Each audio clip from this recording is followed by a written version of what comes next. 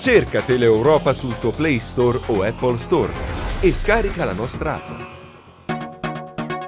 Lo sport, il calcio, l'amore non ti abbandona è lo slogan scelto per la campagna abbonamenti del Cosenza Calcio per questa stagione. Con grande amore verso la squadra ha risposto la città al richiamo della presentazione. 3.500 tifosi circa in piazza Bilotti per salutare il nuovo inizio, tanto entusiasmo e voglia di cominciare una nuova avventura. 3, 2, 1, forza Lupi!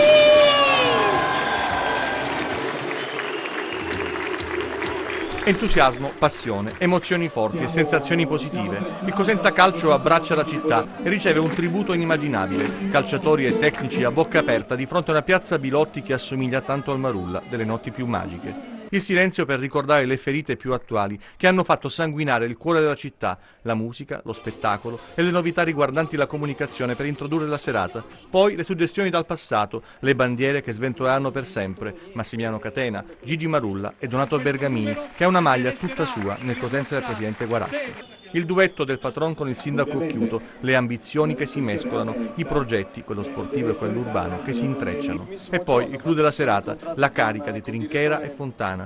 La grinta di una squadra che vuole stupire una città e una provincia, sempre più colorate di rossoblu. Con il numero 2, Angelo!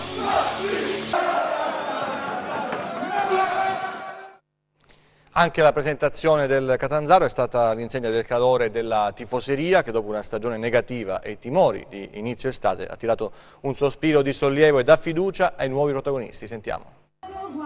Qualche mese fa tutto questo sembrava impossibile. Il Catanzaro apre la nuova stagione accompagnato dalla fiducia della sua gente, una fiducia rinnovata conseguenza dell'avvio del nuovo corso che ha portato organizzazione, risorse e gli uomini giusti per rilanciare il progetto giallorossi.